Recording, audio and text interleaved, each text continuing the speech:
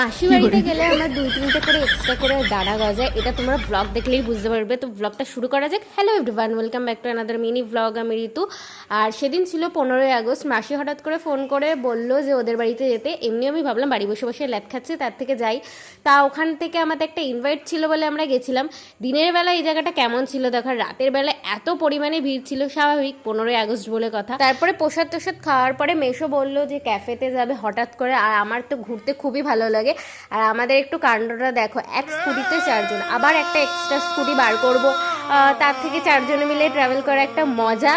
আর যে দুজন ছিল ওরা কেউ সামনে বসতে পারতো না, তো আমি ওখানে সেট হয়ে গেছি একদম। কিন্তু একটু হাঁটোতে লাগছিল, সারা রাস্তা এরকম করে বেরিয়েছি। আর ভাবছিলাম আমি কেউ যেন ভগবান আমাকে না দেখে পড়ে আবার এটা নিয়ে খ্যাপাবে। তো লিটারালি এরকম করে আমরা সারা রাস্তা ঘুরে বেরিয়েছি। তারপরে একটাও ক্যাফে ফাঁকা পাইনি, কারণ 15ই আগস্ট ছিল, অনেক ক্যাফে বন্ধও ছিল। তারপর একটা ক্যাফে, যেটা আমি আর আমার বান্ধবী বেসিক্যালি ছুটি থাকলে যাই, সেটাই আমরা গেলাম। আর ওখানে আমরা অর্ডার করলাম চিকেন পাস্তা, আর ছিল কোক। আর ওখানে আমরা খেটে সেরকম ভরপেটটা ছিল, যেহেতু প্রসাদও খেয়েছিলাম। তারপরেই 10:30টার দিকে আমরা চলে গেছিলাম বাজার করতে এত রাতে। বেসিক্যালি মাসির বাড়ি আসলে এটাই হয়, টুকটাক যখন পারি বেরিয়ে যাই। তারপরে রাতের বেলা ওখানে আমার তখন মনে হলো আমরা আইসক্রিম খাবো। অরুণ আইসক্রিমের বেশিরভাগ ফ্লেভারই আমার টেস্ট করা হয়ে গেছে, প্রত্যেকবার যাই এক একটা করে আইসক্রিম খাই। এখানে আইসক্রিম খেতে খেতে ভাবছিলাম রাতে আর কিছু খাবো না, কিন্তু তারপর দেখলাম KFC চিকেন। इतनी खुशी